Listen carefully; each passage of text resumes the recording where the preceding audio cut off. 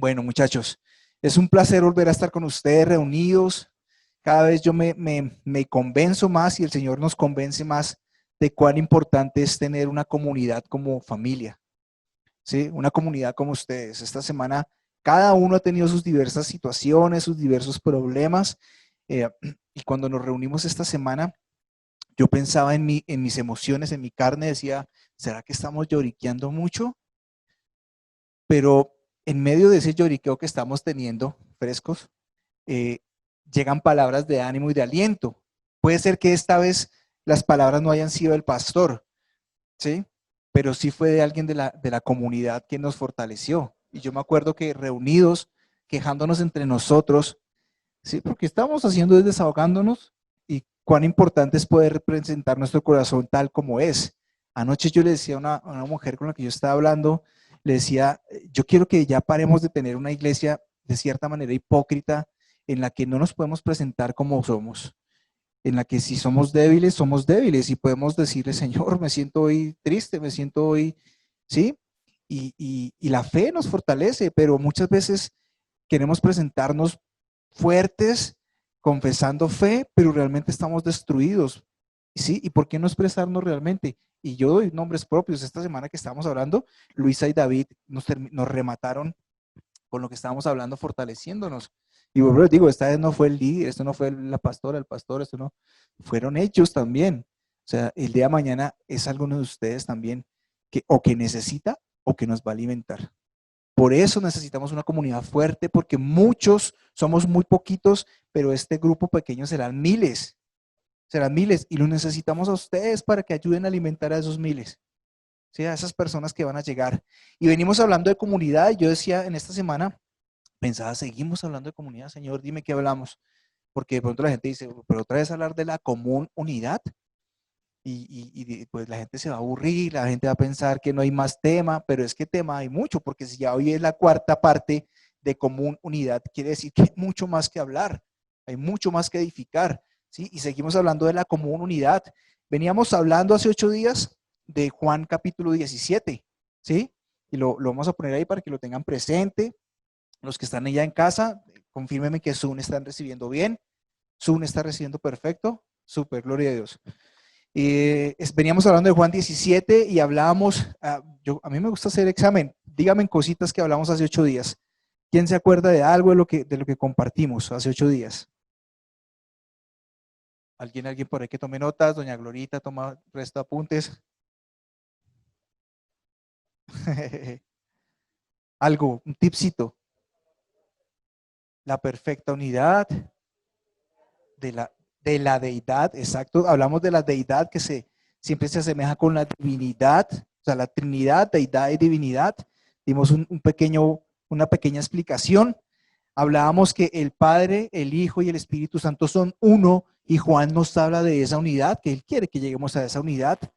Y no quisiera salirme de ese contexto de Juan 17, Juan 17, del 20 al 24, no quiero salirme de ese contexto, no lo voy a leer, vamos a trabajar otros versículos, pero quiero que tengamos claro que hace 8 días veníamos hablando de esto, de la perfecta unidad que están en el Padre, en el Hijo y en el Espíritu Santo. Este Juan 17 es la última noche que Jesús ora al Padre y le pide un clamor, porque el amor de Dios por nosotros y su deseo de que nos amemos unos a otros como Él nos ama en común unidad, el Padre, el Espíritu y ahora ustedes, en esa común unidad. Y este capítulo se conoce como el testamento y la oración final de Jesús. Ahora, Jesús, como estábamos diciendo, ora al Padre y le dice a sus discípulos que sean uno, que se asemejen a lo que era desde la creación el Padre con el Hijo y el Espíritu Santo. ¿Ok? Y los que ahora formamos parte, porque yo les decía que esa era una oración generacional, que fue en ese entonces, aplica al presente, pero aplica al futuro también, porque seguimos orando por los que han de ser añadidos, y los que han de ser añadidos queremos que tengan esa unidad también de la revelación que estamos recibiendo hoy. Entonces, los que formamos parte de ese movimiento de Juan 17, ¿sí? Somos parte de solamente no un movimiento, yo decía que no era una unidad para poder servir bien, no es una unidad para que esto salga bien, o no una unidad social, no. Hablamos de una unidad en el espíritu que aún así es más poderosa, ¿ok? Orábamos que esa unidad espiritual es la que nos va a permitir que tengamos comunión, ¿sí? Que podamos llevar las cargas de otros, podamos relacionarnos fácilmente unos con otros. La cristalización de la oración de Jesús, esta oración que le estaba haciendo al Padre por la unidad, es la única solución para un efecto que está creciendo en el mundo. ¿Y cuál es ese efecto? ¿Qué sería lo contrario de la unidad? La división. Y cada vez vemos que cómo el mundo se está dividiendo realmente. Y lastimosamente esto ha permeado la iglesia. Esta división ha permeado la iglesia, ¿sí? En un mundo que esencialmente está roto en su núcleo, que es el fundamento de la unidad. Ahora, ¿por qué estamos convencidos de que las cosas podrían mejorar? Pero a esto voy en dos contextos. Realmente el contexto natural que mejore depende de usted y de mí. ¿Sí? O sea, es una carga que llevamos, una responsabilidad que nosotros llevamos. Y tenemos que tener claro que estas cosas pueden mejorar, que la unidad puede ser aún más posible, pero la respuesta realmente está en ti y en mí. Hace unos días yo les dije, Dios cree en ti. Hablamos de una fe que es en doble vía. Dios cree más en ti de lo que tú le crees a Él. Y por eso es posible que podamos llegar a tener una unidad poderosa, ¿sí? Cuando oramos a menudo, nosotros le pedimos al Padre, en el Padre Nuestro dice, hágase tu voluntad en la tierra como en el cielo.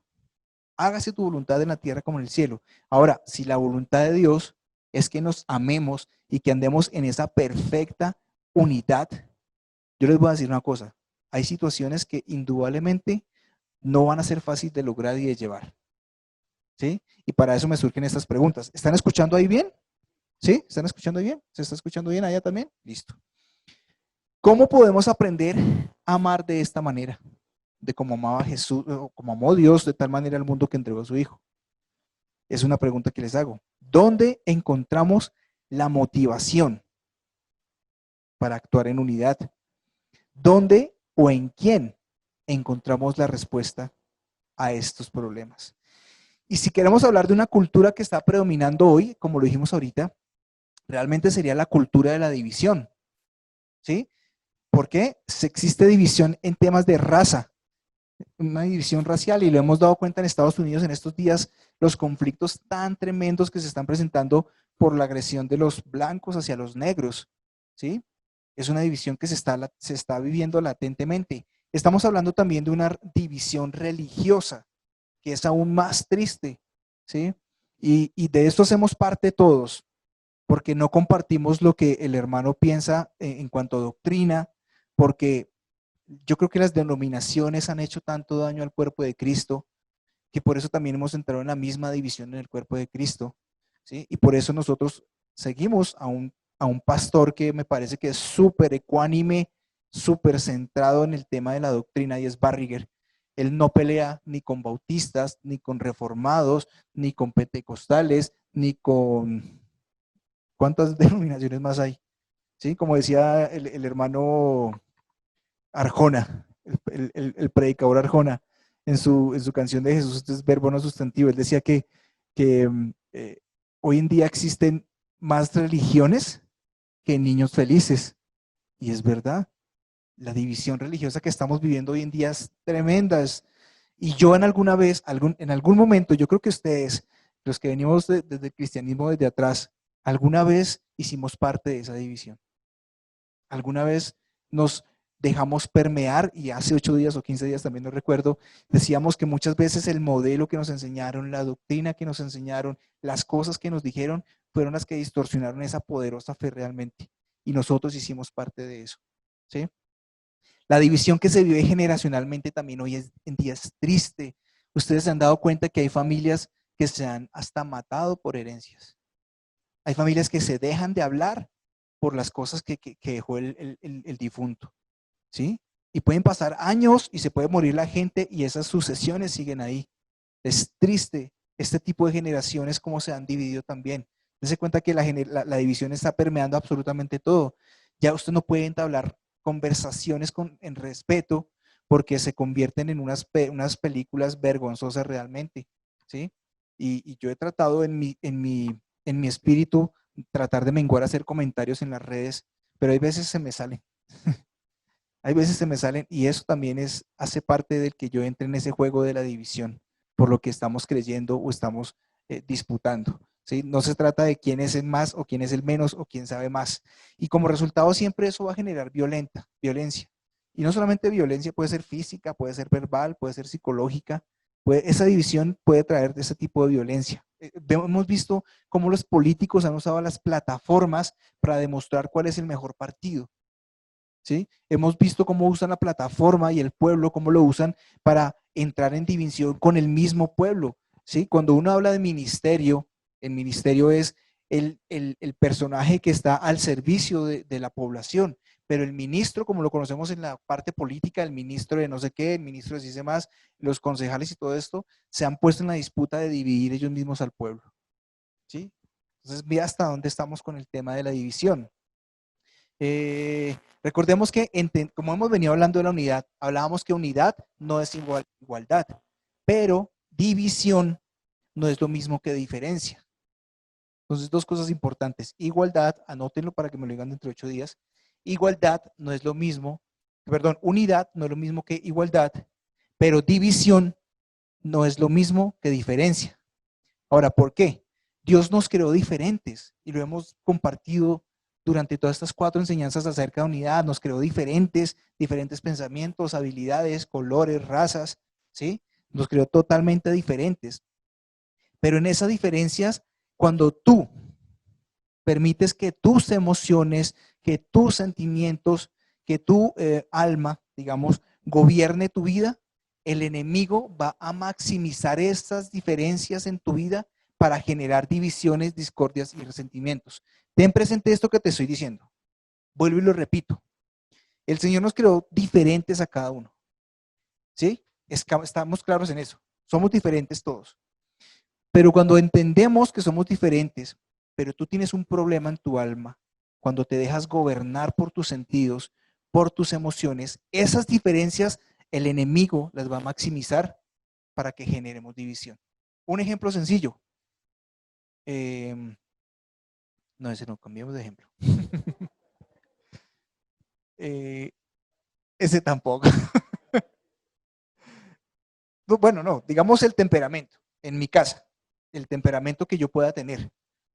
Cuando yo dejo que las emociones gobiernen mi vida con ese tema del temperamento, ¿sí? Pues el enemigo se va a aprovechar de eso para yo entrar en disputa constantemente con mi esposo, ¿sí? O hasta con mis chinos, ¿sí?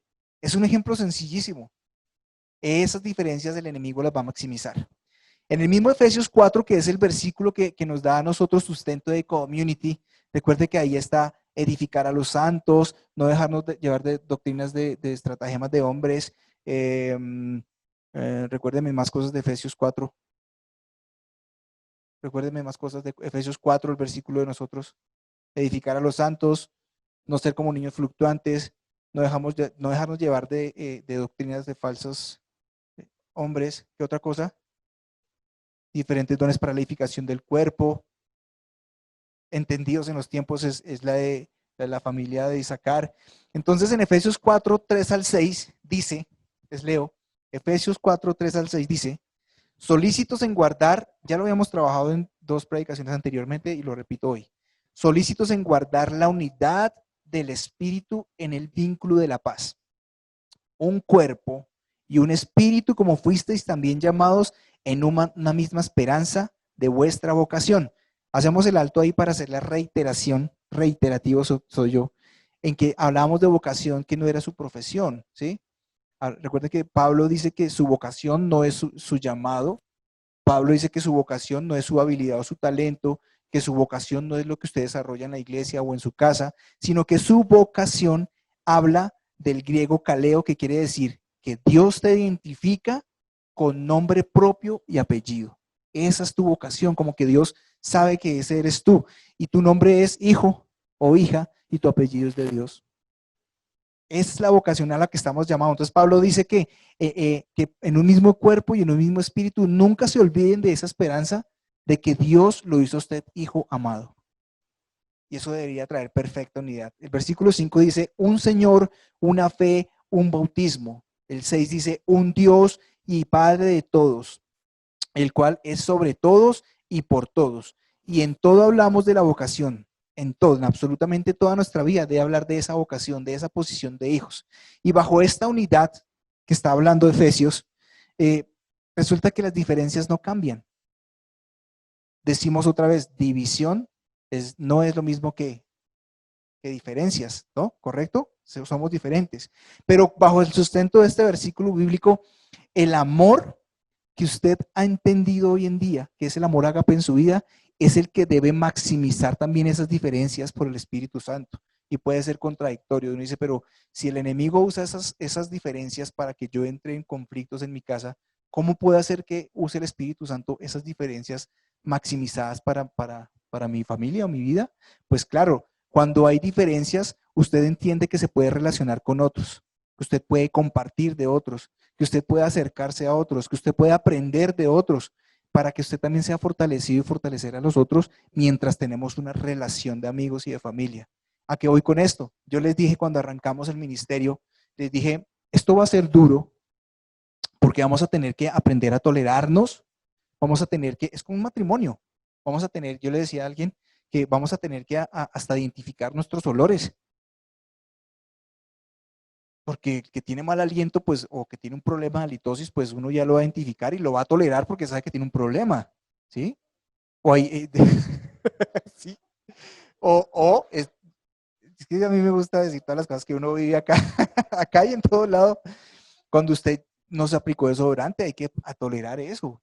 Y eso hace parte de la relación y las diferencias. Cuando usted se casa con su esposa o su esposo, cuando usted está empezando una relación o cuando usted tiene un amigo, en medio de esas diferencias usted también se edifica porque aprende de él y si esa persona le recibe, esas diferencias van a hacer que el Espíritu Santo maximice para poder aprender más y aprender al punto de que podemos tolerarnos, aguantarnos, bueno, aguantarnos no, ¿sí? En estos días escuchamos una prédica que la iglesia no está para aguantarla, sino para disfrutarla. Y así deberíamos ser con las personas, ¿sí? El perfecto amor de Dios en nosotros no nos tiene que llevar a aguantar a las personas, sino aprender a amarlas para relacionarnos de una manera correcta, ¿ok? Entonces, armando esta enseñanza encontré algo poderoso de Mahatma Gandhi, ¿sí? Él fue un líder que llevó una nación hacia la paz. Y él dice que cuando en su autobiografía, él cuenta que en la época de la universidad, él le gustaba mucho escuchar las enseñanzas de Jesús. Y de cierta manera el hombre tiene algo espiritual tremendo en su vida. Y él eh, dice que las enseñanzas de Jesús lo llenaban de tal manera que durante la época de la India en la que él estaba estudiando en la universidad, había una división tremenda de castas. ¿Qué quiere decir esto de castas? Como de etnias, de estratos, y lo más triste era que habían como diferencias y divisiones en nivel de espiritualidad. En la India vivía eso Mahatma Gandhi. Entonces que él dice que cuando él se acercaba a alguien, se veía marcadas esas diferencias porque le decían que la clase social en la que naciera, rico o pobre, ahí determinaba su vida. O usted era rico toda la vida o usted era pobre toda la vida. Y lo más triste es que también marcaba su espiritualidad, determinada religión. Si usted creía una cosa, tenía que quedarse en esa cosa. Que si usted era muy espiritual, ese iba a ser su nivel. O que si usted era muy poco espiritual, ese iba a ser su nivel y así se iba a quedar toda su vida. Y entonces él siempre vio marcada esa diferencia en la India, en todas las cosas, aspectos sociales, culturales y religiosos. Y dice que cuando el sistema separó a las personas y las encerró en su estado, en lo que decía el Estado o los políticos o las clases sociales decía la gente, y ahí se quedaron. Y ustedes ven que la India es un país muy pobre, es muy pobre realmente. Y muchas cosas de las que nosotros usamos vienen de la India, o sea que es un país productor, pero es un país muy pobre. ¿Sí? Ahí está marcado lo que decía el gobierno de ellos. Entonces, cuando él escuchó las enseñanzas de Jesús, él pensó, él mismo cuenta de esa autobiografía, él dice que pensó que el cristianismo era la solución, no solamente para su vida, sino para lo que él iba a hacer. Imagínese, donde, es que termino la historia para decir esto. Imagínese lo que hubiera podido hacer. Entonces dice que cuando él se dirigió a una iglesia cristiana para escuchar más enseñanzas sobre Jesús, lo primero que hizo fue entró, como que le preguntaron, hicieron un par de preguntas y estando en medio de la adoración, un ujier le dijo, no, tú no te puedes hacer acá, no puedes adorar acá. Usted tiene que hacerse en este lado con los de su clase, con los de su etnia, con los de su casta. Entonces dice que Gandhi salió y nunca más asistió a una iglesia cristiana. Él pensó que si hay un sistema de castas, de estratos, de creencias, de niveles de espiritualidad dentro del cristianismo, entonces él quería convertirse en cristiano. Vean lo que se perdió, o sea, lo que la iglesia le hizo a un hombre que transformó una nación. Y es lo que decíamos hace 8 días acerca de cuando Juan le revela en el Apocalipsis y él voltea a mirar y lo primero que ve es a las iglesias y a Jesús en medio de las iglesias, los candelabros, y Jesús en medio de los candelabros.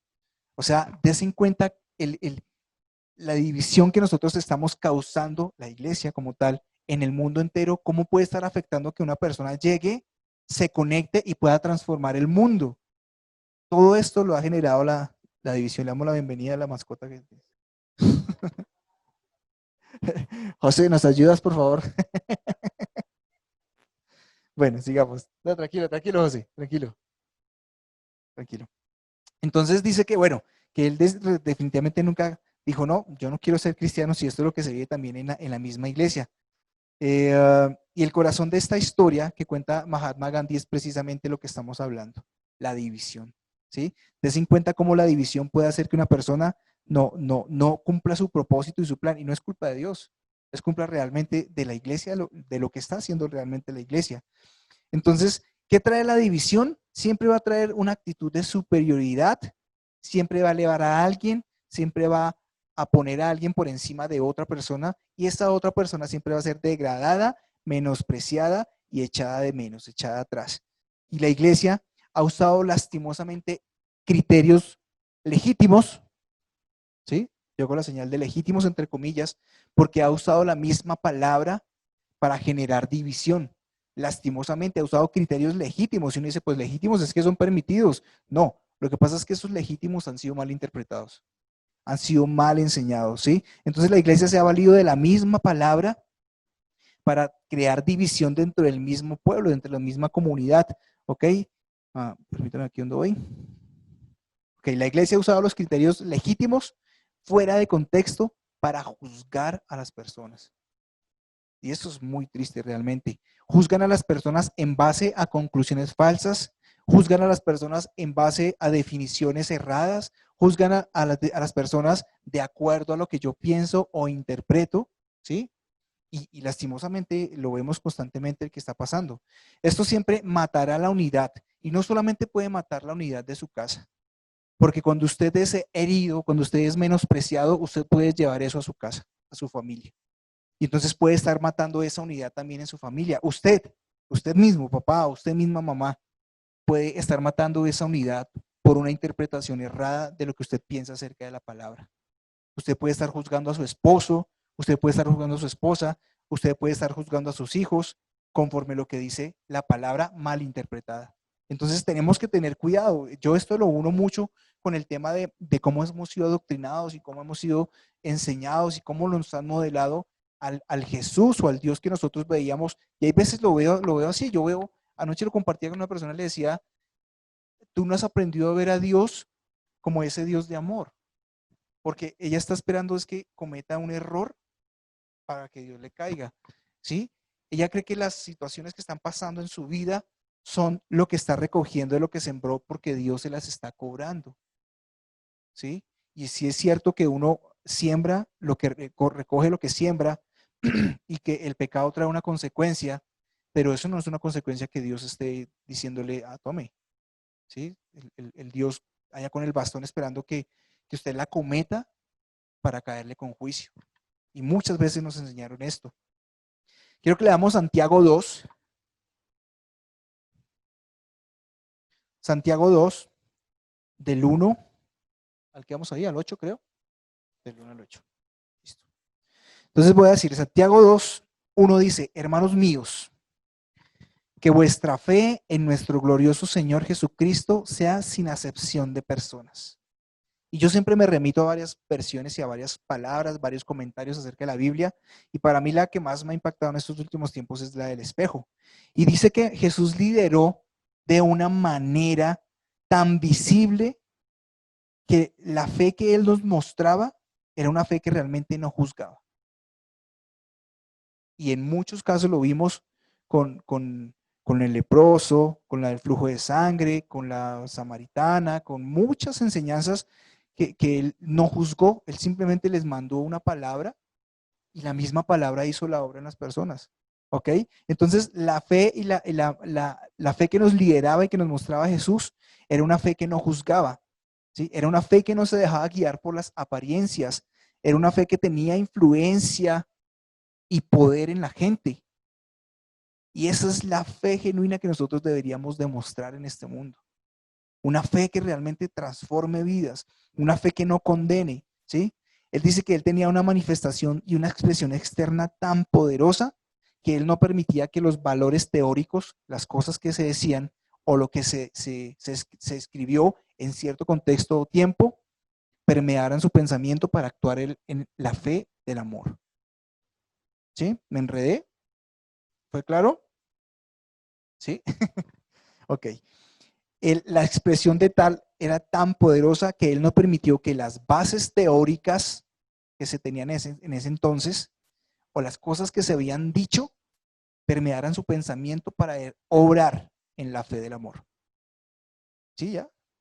Sí, claro. Eso te lo mandé, ¿no? ¿No? Bueno, no importa. Segundo, versículo segundo. Porque si en vuestra congregación entra un hombre con anillo de oro y con ropa espléndida, y también entra un pobre con vestido andrajoso, y miráis con agrado al que trae la ropa espléndida y le decís, siéntate tú aquí en un buen lugar, y decís al pobre, estate tú allí en pie, y siéntate aquí bajo mi estrado. No hacéis distinciones entre vosotros mismos y venís, venís a ser jueces con malos pensamientos. Y uno no puede aplicar, bueno, digamos hoy el tema de las personas andrajosas, el tema de las personas de pronto mal vestidas, no puede afectar mucho a la iglesia, pero hay algo que sí ha permeado a la iglesia y es tu posición económica. Si tú no tienes, no puedes ser cercano. Si tú no tienes, no te puedes sentar acá. Si tú no tienes, tienes que llegar hasta cierto límite y hay preferencias con la gente que sí tiene los recursos económicos. Eso ha generado la iglesia en la división, ¿sí? Y es que discriminar en nuestros corazones realmente puede acarrear juicio entre nosotros porque es una siembra que tú estás haciendo y lo tendrás que recoger. ¿Sí? Eso puede ser un gran error que nosotros estemos haciendo también en nuestra vida sin que nos estemos dando cuenta. Ahora, ustedes se pueden imaginar cuánto puede generar en su vida el rechazo. Eso puede marcar, desde la infancia puede marcar a un niño. ¿Sí? Y en nosotros, aunque nos veamos muy fuertes, también puede generar algo de estupor, algo de tristeza. El versículo 5 dice, hermanos míos, amados, oíd. ¿No ha elegido Dios a los pobres de este mundo para que sean ricos en fe y herederos del reino que ha prometido a los que le aman? Ahora, cuando tú realmente estás persuadido, que yo he hecho énfasis todos estos días, todas estas predicaciones he hecho énfasis acerca de quiénes somos realmente, ¿sí? De quiénes somos realmente, quién eres tú para Dios, de dónde Dios te ha sacado, porque a mí me sacó de lo más profundo. O a ti se te ha olvidado de qué tipo de persona eras hasta que Jesús te buscó y te amó y te encontró. Yo no lo olvido, porque eso me pone en el contexto de que ahora soy un hijo amado, sentado en lugares celestiales, ¿ok? Y esto realmente tiene que acudir a que Él te está haciendo remembranza constantemente de tu identidad. ¿Por qué estamos hablando de esto? Porque estamos hablando de un versículo bíblico que habla de la pobreza. Y tu identidad es Él, Jesús, en tu vida. Y es una identidad desde el origen. Es una identidad que Dios pensó desde la creación del mundo, pensando en la identidad que te daría a través de Jesús para que la vivas en este tiempo. ¿Ok? Esto es realmente lo que le debería dar valor a tu vida y a tu relación de comunidad. Esta identidad, esta posición en la que Jesús te colocó. Ahora, tú y yo podríamos ser pobres, ¿sí? Pero uno habla de recursos económicos. Podemos ser pobres bajo los estándares de este mundo. Bajo los estándares de este mundo podemos parecer pobres. Pero yo te hago una pregunta. ¿tú te has puesto a pensar cuáles son los estándares de Dios? Y si el versículo te está diciendo acá que no ha elegido Dios a los pobres de este mundo para que sean ricos en fe y herederos del reino que ha prometido a los que le aman, pues bueno, ahora tú posees la porción asignada más grande que Dios proveyó, que es Jesucristo en tu vida, ¿sí? Jesús está en tu vida y está no solamente en tu vida, sino está en los que Él ama. Ahora, uno diría, esto puede sonar a predestinación. ¿Son algunos pocos los que ama? No, porque de tal manera Dios amó al mundo. O sea que cualquiera cabe en este estándar de riqueza que Dios proveyó para usted. Este es el estándar más alto que Dios puede tener para usted. El versículo 6 dice, pero vosotros habéis afrentado al pobre. ¿No os oprime el rico y no son ellos los mismos que os arrastran a los tribunales? ¿No blasfeman ellos en el buen nombre que fue invocado sobre vosotros? Si en verdad cumplís la ley real conforme a la escritura, amarás a tu prójimo como a ti mismo, hacéis el bien. ¿Cuál fue el estándar cumplido de la ley? Jesucristo lo llevó todo en la cruz. Allí se cumplió la ley y nos dejó el estándar más alto que pudo haber dado, que fue el amor hacia otros. Y la ley nos confirma realmente que Jesucristo se llevó todo allí y que Él dijo, amarás a tu padre y amarás a tu prójimo. Es la ley más poderosa que tú puedes tener en vida hoy. Primera de Corintios 3, 1 al 3, lo leo rápido. Primera de Corintios 3, 1 al 3. De manera que yo, hermanos, no puedo hablarlos como espirituales, sino como carnales, como a niños en Cristo. Os di a beber leche y no vianda, porque aún no erais capaces, ni sois capaces todavía, porque aún sois carnales. Pues habiendo entre vosotros celos, contiendas y disensiones, ¿no sois carnales y andáis como hombres? La versión del espejo dice claramente en este versículo 3, en este versículo de 1 Corintios 3, 3. Esta es poderosa, dice, y ojo porque esto puede estar pasando en su vida, puede estar pasando en su casa, que es donde yo quiero que usted empiece a hacer comunidad de iglesia y familia. Dice, sus acalorados debates y divisiones prueban que han errado en el objetivo del evangelio. Se lo leo otra vez. Sus acalorados debates y divisiones prueban que ustedes han errado en el objetivo del evangelio. ¿Cuál sería el objetivo del evangelio? El amor, el amor. Nuestros acalorados debates. ¿Y por qué hago mención a este versículo? Porque está hablando de que podemos ser cristianos carnales, cristianos movidos por nuestra carne, y que podemos estar generando en nuestra casa esa división que la religión nos está permeando y que estamos llevando a nuestros hijos y a nuestros esposos o esposas a que puedan detestar el evangelio. Podemos errar en el objetivo del evangelio. Ojo. Dice, ustedes se comportan como cualquier otra persona sin iluminación espiritual. O sea, me siento regañado por la palabra. Dice, coma, sin iluminación espiritual, coma, obsesionados religiosamente con pequeñas rencillas denominacionales y perdiendo la esencia poderosa del mensaje. Sí, yo te lo debería haber enviado porque es muy poderoso. ¿O sí te lo envié? No sé. Pero voy a leerlo otra vez.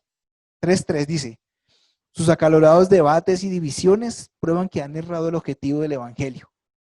Ustedes se comportan como cualquier otra persona sin iluminación espiritual, obsesionados religiosamente con pequeñas rencillas denominacionales y perdiendo la esencia del mensaje. Yo creo que este versículo es el reflejo de lo que está pasando en la iglesia cristiana actual. Pero que usted puede permitir que viva eso en su casa. Religiosidad. Y mate ese poderoso mensaje del evangelio que es la gracia, realmente que es la gracia que transforma sus vidas. ¿Ok? Que transforma sus familias. Y entonces este tipo de acciones realmente ¿qué impiden? Un crecimiento espiritual en su vida, en su familia, en su iglesia, en su comunidad. Porque usted está impidiendo que la palabra que se les está predicando acá no la reciban, no tenga eficacia, no llegue y cumpla el objetivo que tiene que cumplir. Y ustedes lo ven, lo han visto. Hay gente que lleva en la iglesia años, años, pero usted no ve fruto en ellas. Usted no ve que avancen, usted no ve que menguen en sus comportamientos, en sus genios, en sus características, ¿sí? Y esto pasa porque realmente no entendemos, nos comportamos como los que no son iluminados, ¿sí? Y créame que la división siempre va a crear una separación. Por eso es que hay hogares que viven hay matrimonios que nosotros ministramos y que les decimos que es como si estuvieran viviendo el infierno en su casa. O sea, usted no puede permitir que esta división cree esa separación en su casa, realmente. El matrimonio se hizo para gozar, para disfrutar, igual que la iglesia, porque es la mejor relación, familia, iglesia. Pero usted no puede permitir que su hogar se vuelva en una guerra, en un campo de guerra, ¿sí? En un infierno invivible.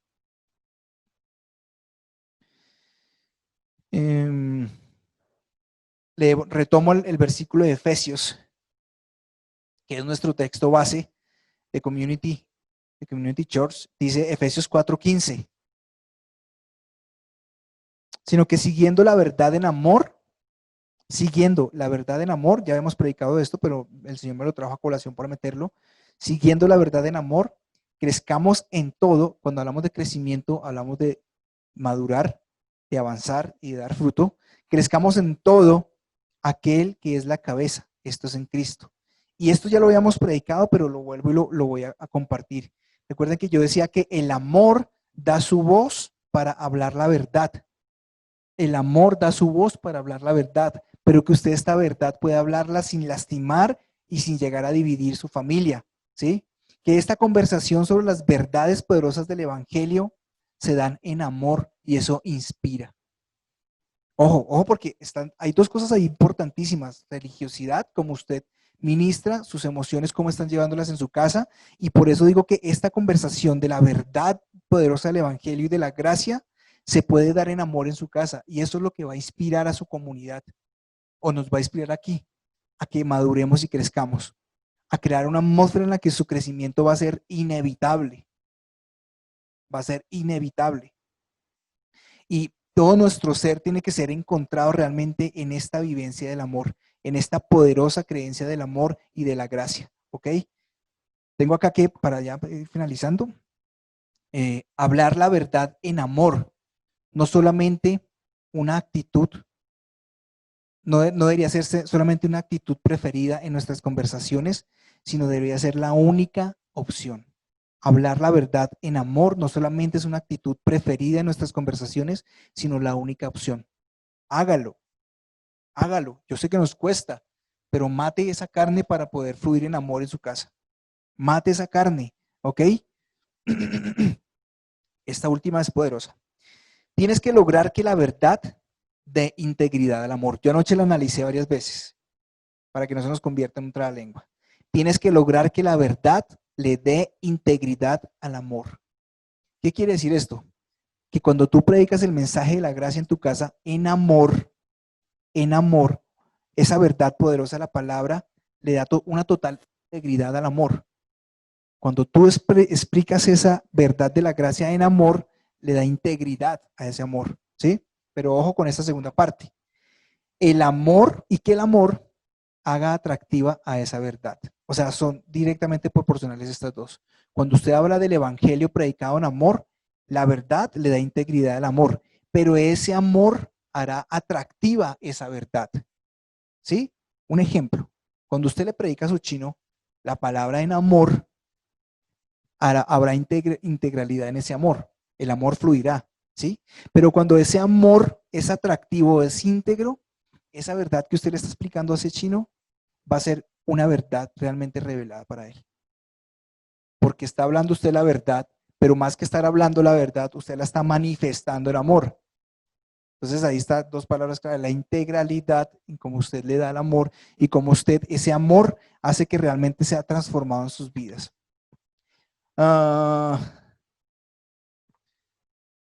Y por último, si tú comparas, para esos predicadores que dicen, ahora sí, por último, vea.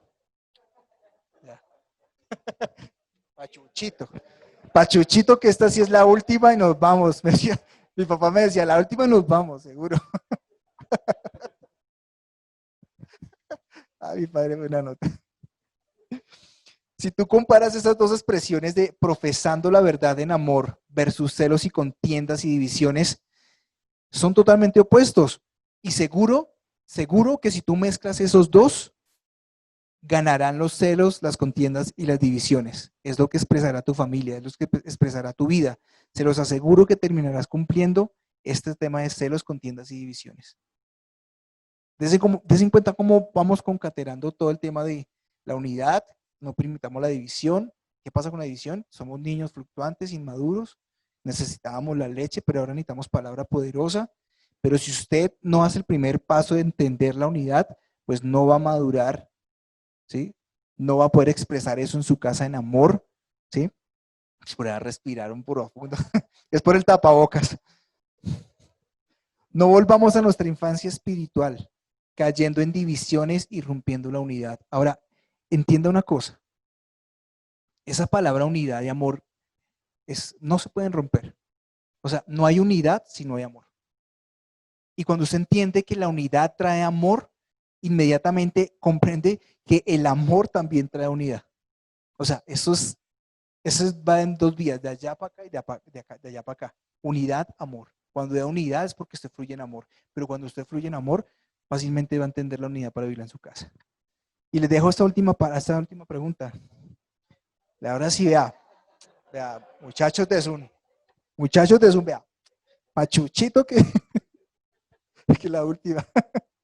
¿De qué manera puedes amar tangiblemente a las personas que son diferentes a ti? ¿De qué manera puedes, dentro de 8 días me responden, ¿de qué manera puedes amar tangiblemente a las personas que son tan diferentes a ti? Y bueno, ahora sí terminemos orando. Padre, yo te doy gracias por tu poderosa palabra, Señor. Una vez tú me reafirmas y confirmas, Señor, qué importante es que entendamos la unidad fluyendo en amor y el amor fluyendo en unidad, Señor. Te doy gracias porque no solamente tu palabra ha sido el mejor modelo perfecto para mi vida, Señor, para entender la unidad. Hoy entiendo que la comunión del Padre, el Hijo y el Espíritu Santo es juntamente conmigo, Señor, y ahí hay una perfecta unidad, Señor. Sino que tú me has dado también unos modelos y unos valores para las personas que nos han rodeado, para entender que la unidad, Padre poderoso, es algo que realmente rompe cadenas, Señor, rompe esquemas, Señor. Y te pido, Espíritu Santo, que esta palabra, Señor, que hoy estamos sembrando acá en los corazones de los que estamos acá, Señor, de un fruto que abunde poderosamente, Señor, que todos vean, Padre poderoso, para tu gloria, Señor. Hoy creemos en el nombre de Jesús que tenemos una gran responsabilidad de confesar que somos creyentes, Señor, porque el mundo nos está mirando a nosotros antes que mirarte a ti, Señor. Permítenos fluir con el amor, con la gracia, para que vean una perfecta unidad en nuestra familia, en nuestro trabajo, en nuestra iglesia, Señor. Gracias en el nombre poderoso de Jesús, porque aquí, Señor, todos salimos entendidos, Señor, de que esto debemos aplicarnos diariamente en nuestra vida, Señor. Y que aún así si fallamos, tu amor y tu gracia es tan poderosa, Señor, que tú nos restauras, que tú nos perdonas y nos vuelves a ese lugar de privilegio, Señor, del que nosotros pensamos que nos quitaste, los lugares celestiales, Señor. Gracias, poderoso Rey, porque tú me permites compartir una palabra que edifica a muchos, los que estamos acá y los que están conectados allí. Oramos por los que están en Zoom, Señor, y damos gracias, Señor, también por la revelación que el Espíritu está haciendo allí en sus vidas, en su casa, Señor. Damos gracias porque, Señor, cada persona vivirá en su familia la perfecta unidad fluyendo en el amor, Señor. Y el amor, Señor, que entendemos es el amor ágape, el amor que se entregó, Señor. Hoy entendemos que el amor ágape, Señor, es el amor del pastor que guía, Señor, a sus ovejas, a su familia, para llevarlas a un reposo y a un descanso, Señor, a una paz que sobrepasa todo entendimiento. En el nombre poderoso de Jesús, dejamos este tiempo en tus manos y damos gracias, Señor, por aquellos que se están uniendo y que están escuchando esta palabra, Señor, para que compartamos un mismo sentir, un mismo espíritu, un mismo Dios. En el nombre poderoso de Jesús damos gracias. Amén.